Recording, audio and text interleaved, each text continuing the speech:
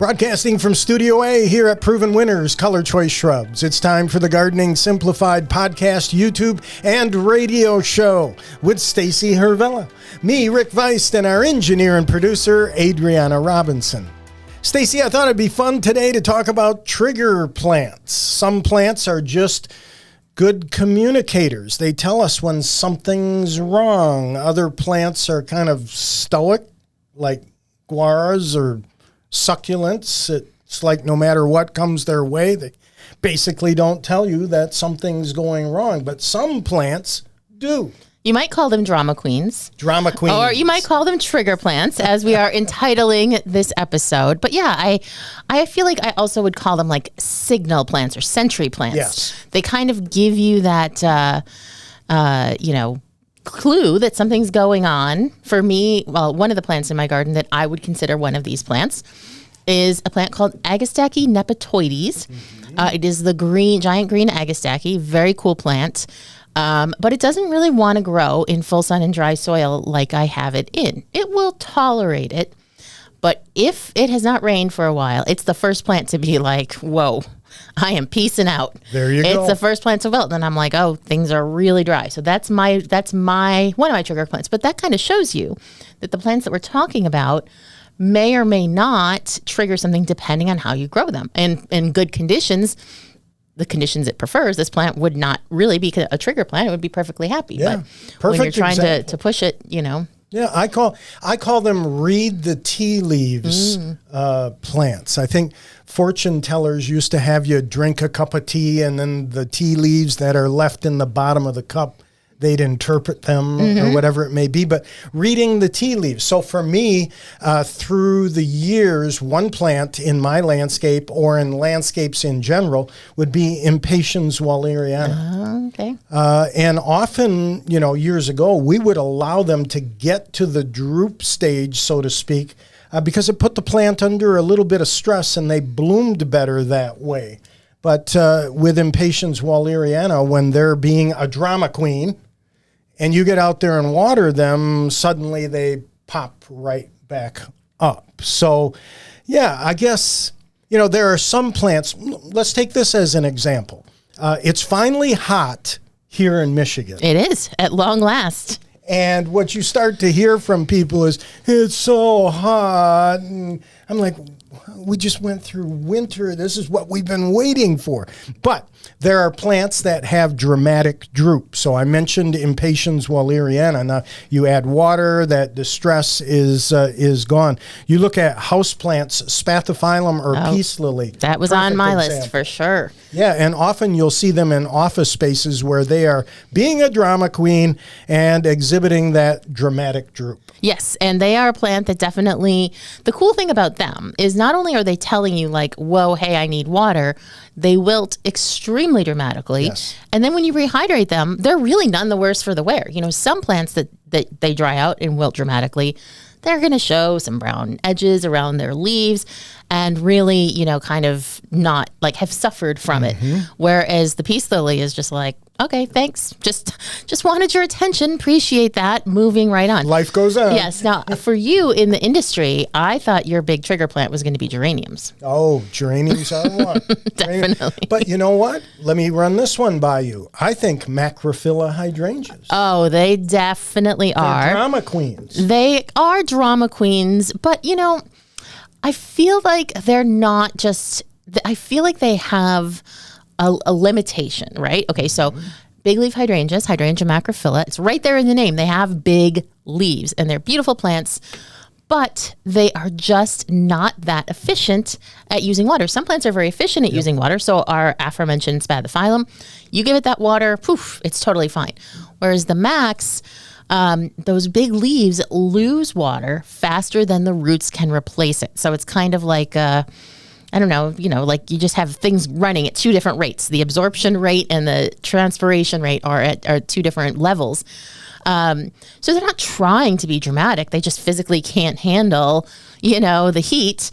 But they're also fine, and so it's a lot of things. What I tell people, if you have a big leaf hydrangea and it's consistently wilting on hot summer afternoons and you've just watered it, don't worry about it. It's just trying to deal with, what it has to deal with. And that wilting, in the case of the big leaf hydrangeas, is its attempt to reduce the amount of leaf surface exposed to the sun. If the plant is photosynthesizing, its stomata on the underside of the leaves are open. That's giving off water vapor. When a plant wilts, reduces the amount of leaf surface exposed to the sun. That also covers up the stomata on the underside of the leaf. So that preserves some of that water that's transpiring out of the stomata. And it's just a survival mechanism. But they're usually just fine in the morning. So if that's what you're seeing with your Macs, wilting in the hot sunny afternoon, next morning everything's fine, and you're like, wait, do I need some water or not? You probably don't. Yeah. But a great trigger in the landscape that at a glance you can see, oh, things are a little hot and a little dry out here. And I'm glad you mentioned that, because there are plants that have, I'm going to call it pronounced midribs on the foliage. And it causes that plant to have the ability, as you mentioned, for the leaf to fold on itself and preserve moisture. A great example of that are the ficus trees that we enjoy in our homes as a house plant. Down in Florida, when they're growing there and they're getting a lot of hot sun, they use that midrib to cause the foliage to fold on itself a little bit to conserve some moisture on, let's say, a hot summer day. You bring them up to Michigan, put them in a home where it's low light, you'll see where that foliage starts to flatten. The midrib is not as pronounced. The color goes away from the leaf as opposed to that really dark green. A perfect example of a trigger plant. Out in the landscape, I think dogwood is a great example. Dogwood leaves will curl, they will fold on that midrib, and they will change color to a degree. A dogwood's a great trigger plant. I always thought that was from anthracnose. Well, that's part of it too. Exactly. So it will try to tell you what's going on. Let me give you a trigger plant limerick. For my every well-intended action, there's an equal and opposite reaction. Guess Newton was right. My plant in hot sunlight is now a drooping distraction. Not always what one preconceives. Plant problems can be pet peeves. Thank goodness they communicate before they capitulate by wearing their emotions on their leaves. See what I did there? I like that. It's very cute. Thank you. I like that one. But no, there are many trigger plants. I always plant Bacopa with annuals. Bacopa is a really great trigger plant where you can look at a container and at a glance you can tell whether or not there are water issues. We do that with bridal veil baskets in the greenhouse. You can see it at a glance. And again, Stacy, coming from the garden center industry, when I walk into a garden center and it's hot and dry and it looks like the employees are having difficulty keeping up with the watering, one of the first group of plants that I walk up to are Shasta daisies. They're usually really full in the pot, and the leaves will and in my landscape too, immediately exhibit this drooping, and again, being a drama queen. So I think Shasta daisies too. Well, and it's important to realize about these trigger plants is that they aren't just telling you what they need. They're also kind of compensating for the plants nearby them that maybe don't have that ability. And by the time they wilt, it's too late. Right. They're really going to be suffering if you see, those plants wilting. So these are good plants to have to kind of give you that hint, especially if you are like me and you don't typically supplemental water. And you don't really know what's going on. My plants are close together in my garden, so they kind of help to, shade each other out at the roots. And I have a lot of mulch, but I rely on those cues to know, I better get to devoting some time to water. Exactly. A lawn is a perfect trigger and something for you to keep an eye on. In summertime, I always suggest to people, just take a walk across your lawn, then stop, look back. If your footprints have a silvery cast to them in the grass, you'll be able to tell, or you've cut the grass and you can see that silvery, just kind of a silvery cast to the lawn. Things are dry and it's time to irrigate, or things are very hot. So there are many, many different types of triggers, and we'll talk more about them, give you some good trigger plans plants in segment 4 today. Yeah, and we've talked a lot about summer triggers and wilting, but there's winter triggers too that we've talked quite a bit about, like the rhododendrons, decreasing their leaf surface. I think the important thing is, to take the time to notice these types of things and think about what they might mean. It's a language that you pick up on gradually, and that is really part of gardening. Is it's decoding the language of the plants. Yeah. I think your thing about the silvery lawn makes sense. Someone might be going like, I have no idea what he's talking about. But one day this summer, you're going to actually notice it. And you'll be like, that was what Rick was saying. That's right. Or the tire tracks. And you're right. The macrophylla hydrangeas, those blooms, they look grumpy to me. The rhododendrons in winter, they just look like they're moping. They look very sad, Yeah. Well, let's see how Stacy ties this in Plants on Trial. That's coming up next here on the Gardening Simplified Show. Greetings, gardening friends, and welcome back to the Gardening Simplified Show, where today's topic is trigger plants. And basically what we're saying, I guess, I couldn't quite think of like the perfect word for this concept, but they trigger an action from you because they are showing you like, oh, hey, something's not great in my environment here. Now, for humans, of course, if something's not great in our environment, we are able to get up and move to better surroundings, and plants don't have that ability. So, what they're doing is not saying to you like literally, hey, I need water, but they are using their survival mechanisms to deal with those conditions. And those are not necessarily conditions that you notice. We experience life different than plants. So they then trigger an action from you. But I think it's also important to acknowledge in this conversation that some of these trigger plants, it's not necessarily a good thing and can trigger from you. The action it should trigger is moving it because what it's actually telling you is like, good point. I don't really love this. And I gave that long example. I'm out of here. Exactly. I gave that long example in the first segment about big leaf hydrangeas. And yeah, it can absolutely withstand that afternoon wilting. If you are in Michigan and you have, relatively few hot days, that's not going to be a problem. If you are in a warmer climate or a hot climate, and that's happening, that would be to me a signal that you should move the plant into an area where it is in afternoon shade. Because if that's, happening, like in Michigan, we might get, no more than 10 or 12 days where that's probably happening. But certainly if you live in a very hot climate and that's happening every day for June, July, August, and September, that eventually that plant is going to start to suffer from that. So it's always worth considering, as you notice these things about your plants, if the trigger action should be putting it on your fall list to transplant. I like your line of thinking there. And the trigger essentially helps you make a decision. Maybe it's down the road, but make a decision for that plant because that plant can't get up and walk away. Right? Yeah. And we often used that phrase or that analogy, read the tea leaves, in running a business. I used it for years in running a business because if you look at the balance sheet or the financial statement in whole, you're essentially reading the tea leaves and making decisions maybe for future actions, but you're trying to analyze what's going on here and taking the clues that are being presented to you. Definitely. And it really is like learning a language. And the language that you're going to be learning does include the things that Rick and I are sharing today, but it also includes the things that you will observe in your own garden. And that's really what gardening is all about. Now, most of the plants that we have discussed so far as trigger plants, we've been talking about the changes that they undergo due to a result of some sort of stress. But today's plant on trial is a trigger plant that what changes about it is something that actually makes the plant more attractive when the trigger happens. I can see Adriana's wheels are turning back there. I don't know if I'm not explaining this well, but when I announce today's plant on trial in 1 second, it's going to dawn right on her because today's plant on trial is Pinky Winky Hydrangea. Yes, she's nodding. What a great choice. You bet. So Pinky Winky, if you're not familiar with it, is a panicle hydrangea. And this is one of the earliest panicle hydrangeas that we introduced.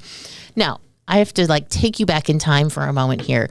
Before Limelight came on the market in the 1990s, panicle hydrangeas like PG or Tardiva, they barely turned color. You know, they kind of sort of took on like a little bit of pink at the end of the season, but it was not a main feature. Since Limelight, there has been a real trend over these last couple decades to select panicle hydrangeas that start out white and then take on better and better color. And I think you really see that across the Proven Winners color choice hydrangeas that are subsequent introductions, for the most part, there's a couple exceptions, have had better and better color. And just briefly, so I don't forget, those couple of exceptions don't change color because some people don't actually want the color to change. So that would really be pufferfish hydrangea and to a lesser extent bobo, which does take on some pink. But so some people don't like it, but most people, when they buy that panicle hydrangea, what they really want is that pink color. And Pinky Winky was really, I think, one of the very first panicle hydrangeas to kind of make its main benefit or main feature this color. Now let's talk about that trigger, because when you buy a Pinky Winky hydrangea, it's going to start to flower. It's going to have a big, huge, beautiful, it's honestly one of the biggest panicle hydrangeas. The flowers are enormous. The stems are huge and thick like rebar. Beautiful plant, not a great choice for cut flowers unless you have a massive vase. Ask me how I know. But so they come out with these beautiful lace cap white flowers.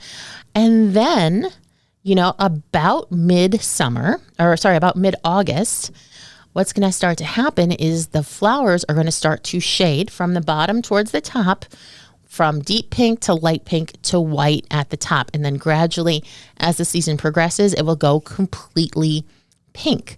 Now, when this happens in mid-August, you're probably on your summer vacation, reading a juicy book by the pool or on the beach, and you're like, this is the height of summer. This is amazing. Well, actually, from the plant's point of view, it's fall. Yes. Because what has triggered this color change is the shorter nights and cooler nights that happen by August. Now, I wanted to kind of get some context for this. And so just to help you understand, and this is just using Grand Haven, so it will be different in other areas. But on the summer solstice in Grand Haven, we have almost 17 hours of day length. That's how long our days are. So by about June 20th or so, almost little under 17 hours. By the time mid-August rolls around, we are under 15 hours. So it's about 14 hours and 45 minutes of day length. So by the time mid-August rolls around, you have a night that's basically longer by 90 or so minutes. And that's what's actually triggering that. So those longer nights and the cooler temperatures. Why the cooler temperatures? Because as I've said many times on the show, plants synthesize their pigments at night. And when it's cool, they can synthesize their pigments more effectively and they get brighter. So this is triggered by long, cool nights. Not a problem for us here in Michigan. Now, many of our friends in warm climates, they grow panicle hydrangeas and they never turn color. They're just so disappointed and they're like, what gives? Well, a couple of issues here.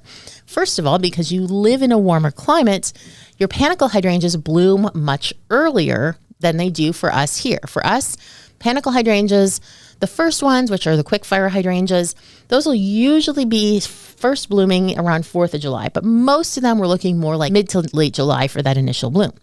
You live in a warm climate, you're looking at probably early to mid-June.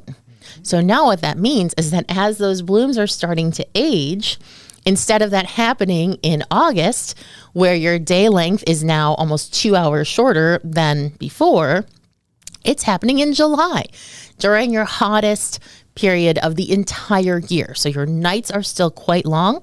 Your nighttime temperatures are still really high. Very often in the South, you know, typically in the 70s or higher. Sure. We're talking about places that are too hot to even grow tomatoes because tomatoes can't really grow where nighttime temperatures are consistently in the 80s.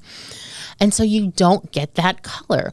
So this is a trigger, again, that you can't control. And I know this is sometimes confusing for people because, of course, hydrangeas, as we've talked about many times, you know, there's all this confusion because they're all different. And some people say, well, panicle hydrangeas change color, must be the soil chemistry like with big leaf hydrangeas, but no, it's entirely weather and day length triggered. Very true. So unfortunately, there's nothing you can really do. If you live in a hot climate, you either have to resign yourself to not enjoying those beautiful pink colors, or if you are an experimental gardener, you could play around with pruning it. You could play around with pruning it a little bit later in the spring. Don't want to go too late. Of course, it's too late for this now, but you don't want to go too late, and that will help to delay the bloom. And if you're able to push that bloom further into July so that you can kind of take advantage of that downswing on the nighttime temperatures, you might be able to enjoy that color. It's a form of Chelsea chop. It is kind of like a Chelsea chop. Yeah, and when they turn color like that here in the north in August into September, I always get this kind of melancholy feel. Yeah, because you know what it's triggering. Other people are like, this is great, it's summer. And you're like, oh, shoot, my hydrangea turned pink. Exactly. Fall is on the way. It's like back to school time. Yes. Yeah, like mums at the garden center. Mom's the word. So anyway, it's a great trigger plant. This is a case where the trigger works in our favor. And this isn't true just of today's plant on trial, Pinky Winky. I picked Pinky Winky, like I said, because it really was the first of all panicle hydrangeas in the current era to really be sold for that color change. But there's tons more. Pinky Winky Prime, the new version of it, has even better color. So you can find that at your local garden center. We're talking about hardy down to USDA Zone 3, heat tolerant through USDA Zone 8. They can grow in Zone 9, but definitely not getting any color in USDA Zone 9. So bear that in mind as you decide whether you're going to add Pinky Winky or any of the Proven Winners panicle hydrangeas to your garden. We're going to take a little break. When we come back, we're opening up the mailbag, so please stay tuned.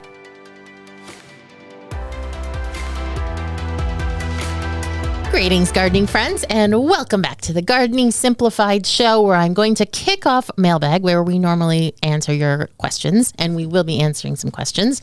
But I'm going to kick it off with a little bit of a rant. Oh, yeah. Bring it on. Here we go.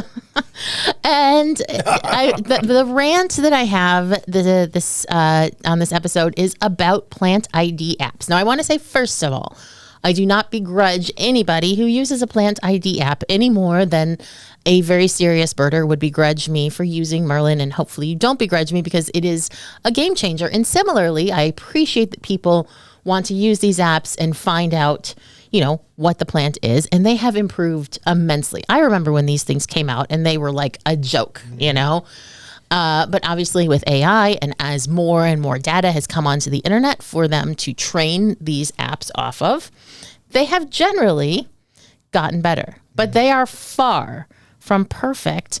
And so I would encourage you, if you are someone who uses a plant ID app, to definitely take that with a grain of salt. So I had a message from a listener, and she said that they had cleared out a bunch of, old weeds and brush and everything around their property. Stuff started to recover, and she didn't know what this one plant was. And she used her plant ID app, and it said it was ground ivy, which is a weed. It's a kind of a bad, obnoxious weed, also called creeping Charlie. And she said, but I looked that up after it said that, and that just doesn't seem like what it is. What is it? And it was a native scutellaria.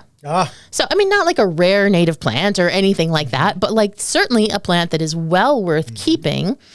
But, this plant ID app probably has identified, obviously, is a lot more likely to come into contact with creeping Charlie than with scutellaria. So it's not really even, I don't want to call it mindset, but it's not even in its, database to access.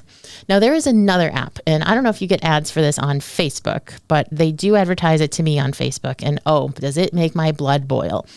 So it is a plant ID app, and it claims that if something is wrong with your plant, it will tell you what's wrong with your plant. That's all well and good. Again, you're going to have to take that with a grain of salt because there are just so many things. And also, as we've ascertained on the show, probably at least half the time when someone has a plant problem, it's water related. So, it has a pretty good shot at being right if it's telling you that your problem is related to the water that the plant is getting. But no, this particular app takes it one step further and tells you what you should do. And the solutions, as have been advertised to me in this app, have involved things like adding sugar to the soil. Oh, sprinkle really? with cinnamon, right? And so all they're trying to do is to, I don't know what they're trying to do. I mean, it's ridiculous. But think about it here a minute. So we live in a world of AI now. Yeah, I'm afraid so. Yeah, I'm afraid so. And if you ask, for example, I was looking at a study. If you ask people like me, baby bloomers, they essentially think, nah, this stuff is never going to take over, care for the garden. It's always going to be a people thing. Not everybody feels that way. And of course, in the horticulture and agricultural industries, AI has really taken a hold. Sensors for watering, machine vision to identify problems, et cetera, et cetera. But that's on a big scale. When are we going to get to the point where for the general homeowner, they're able to use this AI technology or apps to truly determine whether or not the plant needs to be watered or not, or what the problem is? And I would agree with you. We're not there yet. Well, I think that the main thing is just like there is no substitute for experience. Yeah. And if you are a gardener or on your journey to becoming a gardener, you really don't just want everything to be figured out for you. You have to learn it yourself. And that's really, I think, a lot of what this trigger plant thing is about too, is like starting to read that language and understand how to notice when things are going wrong, be aware of the conditions that influence your plants, and act on them accordingly. So by all means, use them, learn from them, take them with a grain of salt, and take especially their so-called solutions to your plant problems with a grain of salt, even more so if you have to pay and they're selling you something. Well, and you're preaching to the choir, because I'm a 65-year-old man who has been in the garden industry for 50 years. I don't want to be replaced by an app. I like that experience thing, whatever you said. So that, well, you know I'm what? all in on that. An app is unlikely, knock on wood, to have your sense of humor. Oh, so thank you very at least much. you've got that going Sense for of you. humor, yes. All right. So sorry about that. What do we got in the mailbag? James writes, hi, I enjoy watching your show on YouTube every week, going back over the last couple of years of information. Great gardening knowledge and fun. My question is about a Hosta that's been in this spot for 10 years, keeps getting bigger. I don't divide it, just keeps growing. I'm watching with interest this year that a few of the leaves are coming in with variegation. Haven't seen this before. Is it possible to cross-pollinate from other hostas that are variegated in my garden, or is it reverting to something else? Right. So interesting situation. What you are seeing there, James, is something called a sport. And it is a offset or a branch. It happens in shrubs and trees as well, of the plant that just takes on some different genes. This is just a genetic phenomenon. It has nothing to do with cross-pollination, because the only way that like cross-pollination could happen would be if it grows from seed. Now, it is certainly possible for hostas to self-sow. It happens quite a lot at my in-laws' house, where they have a lot of hostas, and I see those popping up like weeds everywhere. It's a wild thing to see. But no, it's just the plant that, its genes are jumping around. You can read more about it. It's called transposons. This is also the cause of those corn that have all the different colors. Those are also caused by transposons. And it's also how we got variegated hostas in the first place. Sure, absolutely. And a lot of variegated plants, I would say most variegated plants do actually start as sports. So it's not reverting. It's just doing something different there. And you can, if you wish, take out that little part that's variegated, dig it out and grow it on its own. It will grow better if it's detached from the much more vigorous all green version that you have. Give it a really cool name, start marketing it, and give us 10% of the royalties. You never know what it'll turn into, but it's totally normal and nothing to be concerned about. And usually when you see that variegation, you're so right, Stacy, it's not the pollination. Usually you're looking at a genetic mutation or a viral infection or an environmental change. And 9 times out of 10, probably a genetic mutation. Yep. Yeah. Susan writes to us, hi, Rick and Stacy. I love watching your show every Saturday morning. It's so much fun listening to the two of you. And on top of that, I learned so much. Well, thank you, Susan. Appreciate that. I was hoping you could tell me to do it or don't do it. Live in Southern Ontario, Canada, Zone 6A.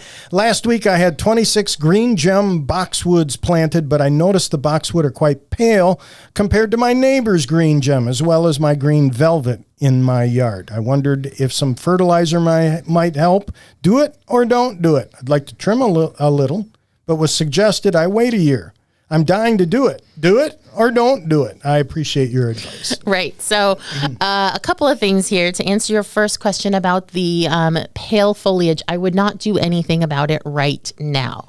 You have to realize when a plant has made the transition, because these are newly planted, from the garden center to your yard, it has undergone a major change in the way that it was kept. And boxwood are generally considered a shade crop in, growers and retailers. And it was probably under shade. And now it's out there in the great wild and it's getting sun. And the plants actually make different types of chlorophyll depending on how much sun or shade they get. So it probably has more of what would be known as the shade type chlorophyll. And it's trying to adapt to what is now a much sunnier spot.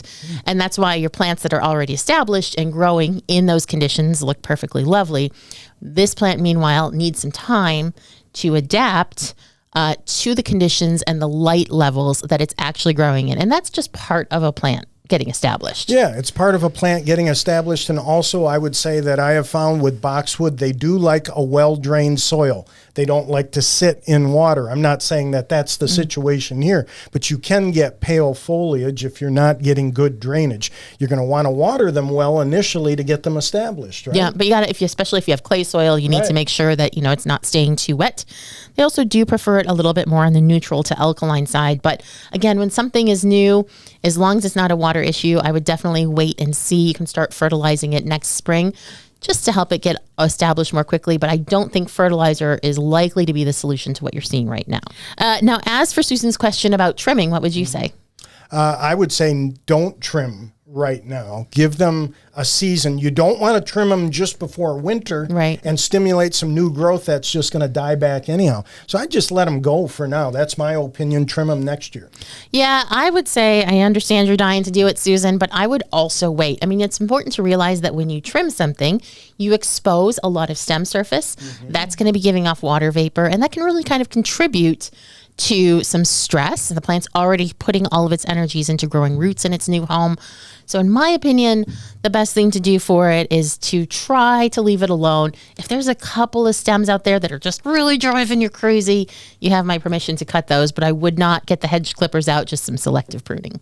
Love it. And we got a note from Mary. I'm going to try and move that into segment 4 because I want to ask you this question. Okay. Sounds good. We'll see if I'm triggered. So we're going to take a little break. And when we come back, we will be hearing that question as well as continuing our conversation on trigger plants.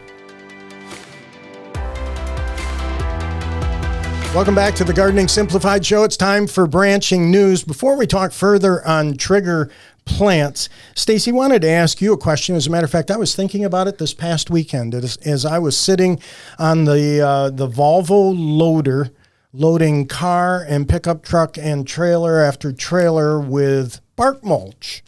We got a question from Mary asking about dyed mulch. Mary's always used natural triple shredded hardwood, and some of that almost can be like dust.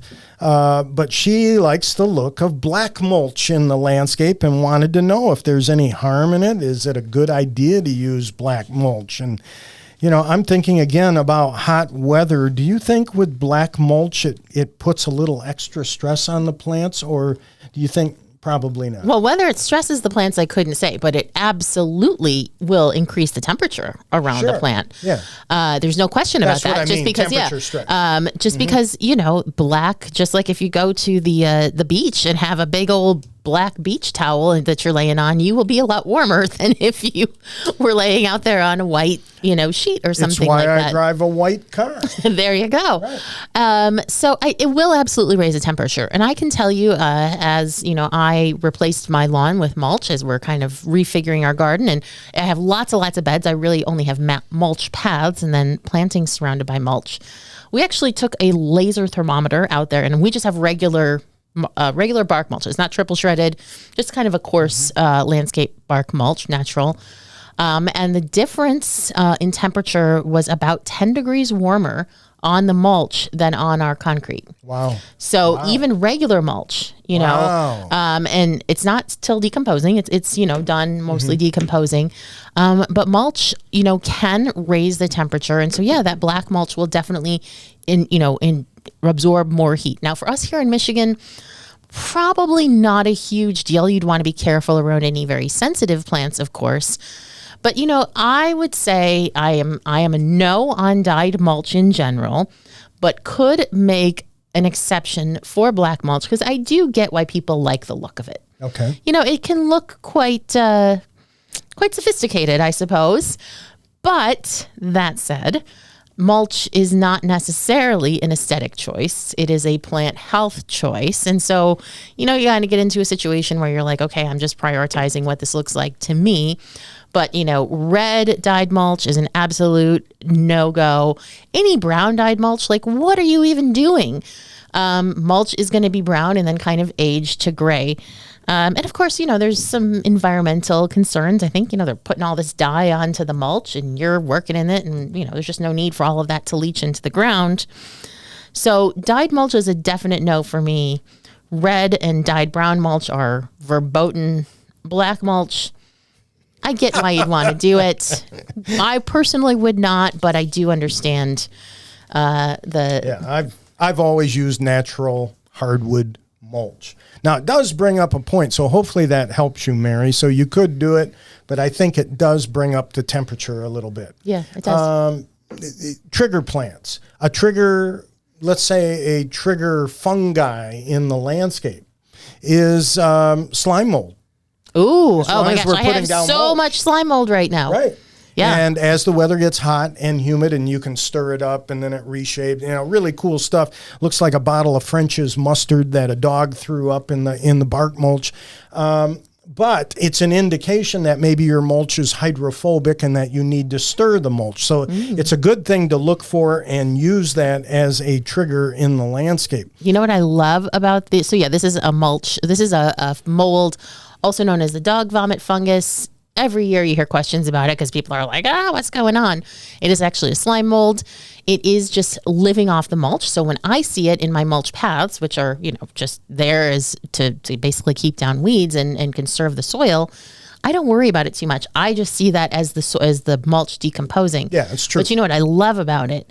When it starts to like burst open and you water it and all that like water runs off, but then the spores are coming out. Oh, I love that. I was just doing a bunch of that last weekend. It is fun. Set up some lawn chairs and watch it, right? But not macrame lawn chairs, Not the right? macrame lawn chair. Leave that inside. That's a little warm. I love drip tips on plants. Now, drip tips, that's another phrase of mine, but alocasias, you know, we both love the coffee cups alocasia, but many tropical plants will indicate to you when the weather is very, very humid. Not that you need an indicator to know that. Forgive me, I'm only humid. But these tropical plants, look at them once. Alocasias, caladiums, colocasia, they all naturally form foliage that produces a drip tip.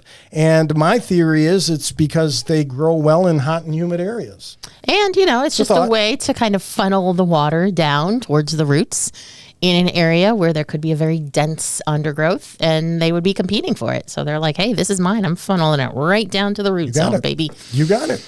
Another trigger plant in my landscape, never fails, always works. I can walk into my back landscape. I'll walk right up to the tractor seat ligularia. Ah, yeah. That thing, the minute we're starting to see some stress in the landscape, that thing chews me out royal. So my tractor seat ligularia, calibrachoas, I think that they're drama queens.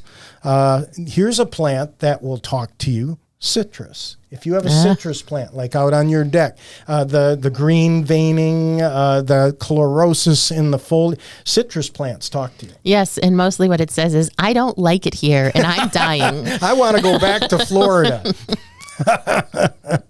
Monarda, phlox, they have a strong, pronounced midrib, but they also wear their emotions on their sleeves or on their leaves, and then you start to see things like powdery mildew. Yeah, that's an interesting one too, because I think Monarda is, of course, notorious for getting powdery mildew, even though a lot of the newer cultivars, especially the Proven Winners ones, are much more powdery mildew resistant than the older ones.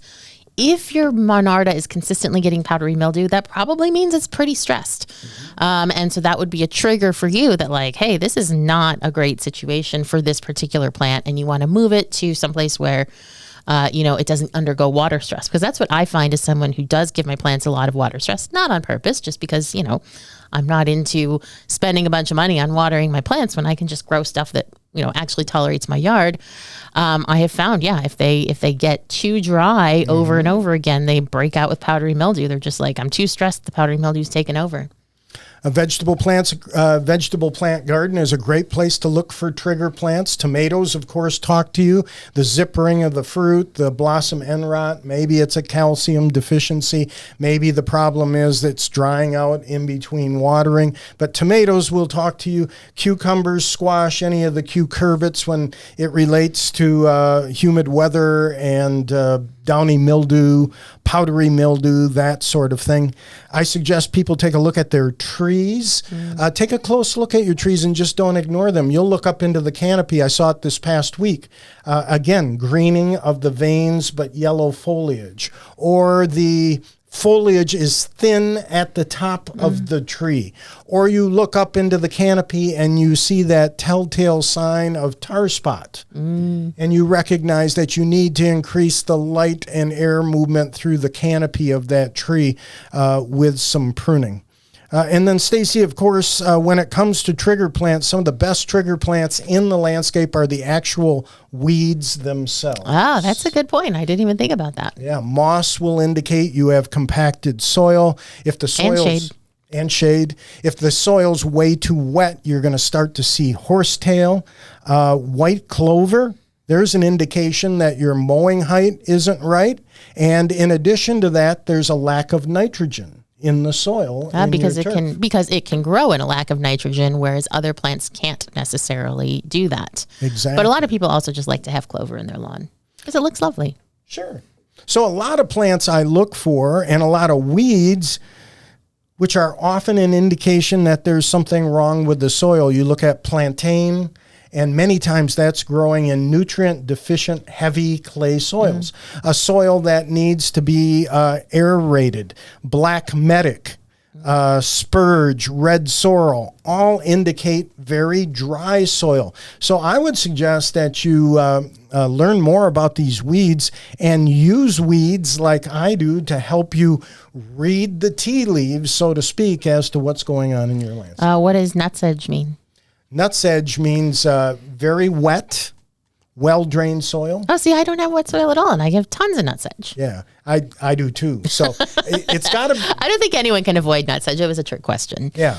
I think it's drainage, though. It does like a well-drained soil. It definitely likes my yard, and it gets no supplemental water, but it does not seem to stop it. The good thing is it's easy to pull, and kind of satisfying to pull, too. Exactly. I love it, too. It's therapeutic. Well, thanks for reading the tea leaves with us this week. I hope it was helpful and you're seeing some triggers in your landscape. Thanks, Stacy. Thank you, Rick. Thank you, Adriana. And thank you to you for watching us on YouTube, listening to the radio show version, and looking for us wherever you get your favorite podcast. See you soon.